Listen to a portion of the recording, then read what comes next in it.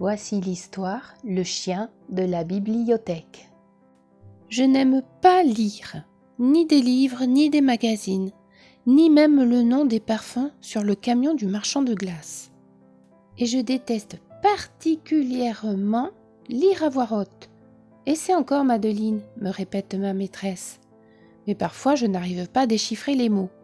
Parfois les phrases restent engluées dans ma bouche comme de la pâte à tartiner. Parfois les autres pouffent quand je fais une erreur. La maîtresse ne m'offre jamais d'étoiles autocollantes, ni même un smiley. À la place, j'obtiens toujours un cœur qui signifie « et c'est encore ».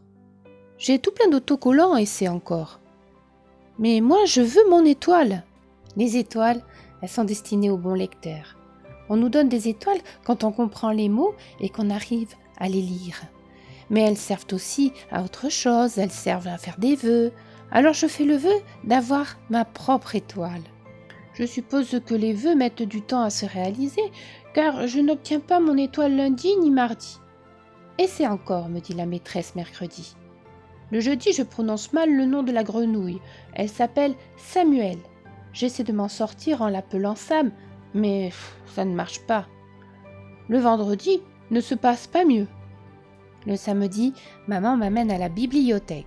« Bonjour Madeleine, me dit Madame Fossette, c'est notre bibliothécaire. » Je n'aime pas lire. Je lui rappelle au cas où elle aurait oublié. « Oh, je m'en souviens bien, mais aujourd'hui nous avons quelque chose de spécial. Cela pourrait te plaire. Madeleine, voudrais-tu faire la lecture à un chien ?» Madame Fossette m'entraîne vers un gros chien blanc. « Voici Bonnie, et si tu choisissais un livre pour elle ? Elle raffole des histoires. Oh, Bonnie est magnifique, on dirait un gros ours polaire plein de neige. Tu veux essayer, me demande maman. Oh oui, s'il te plaît, je lui réponds à voix basse. Au début, je suis un peu nerveuse, je mélange toutes les lettres. Les mots sonnent bizarrement. Mais quand je me tourne vers Bonnie, elle me regarde droit dans les yeux, elle ne se moque pas. Je me sens mieux, je réessaie. Au milieu du livre, je bute sur un autre mot. Cela ne dérange pas Bonnie. Elle pose ses grosses pattes sur mes genoux et me laisse la caresser jusqu'à ce que j'arrive à lire correctement. Depuis ce jour, Bonnie et moi lisons ensemble tous les samedis. C'est amusant de lire quand on n'a pas peur de faire des erreurs. Bonnie m'aide à comprendre que ce n'est pas grave d'aller lentement et d'essayer encore, comme le conseille l'autocollant. Je n'ai toujours pas d'étoile, mais je sais me montrer patiente, comme Bonnie. Bientôt, je vais devoir lire en classe une fois encore. Mais quand je vais à la bibliothèque, Bonnie n'est pas là. Madame Fossette non plus.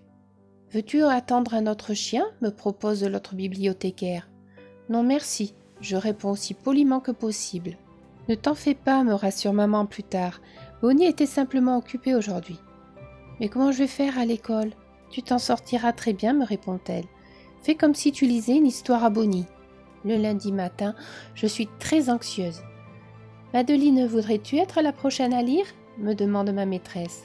« Oui, s'il vous plaît. » Je réponds toujours à voix basse. La première phrase se passe plutôt bien. Puis je me trompe sur un mot, puis sur un autre. J'entends quelqu'un glousser. Alors je pense à Bonnie.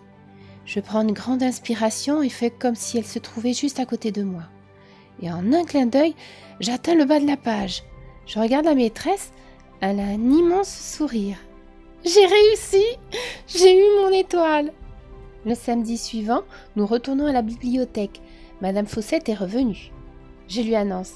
J'ai eu mon étoile! Je vais la donner à Bonnie! Bravo, Madeleine, me félicite-t-elle. Je crois que Bonnie aussi a une surprise pour toi. Madeleine, voudrais-tu lire une histoire à Bonnie? Et assez petit? Oh oui, s'il vous plaît! Je réponds d'une voix forte et claire. Cette jolie petite histoire est maintenant terminée. J'espère qu'elle t'aura fait passer un agréable moment et je te dis à bientôt pour d'autres histoires.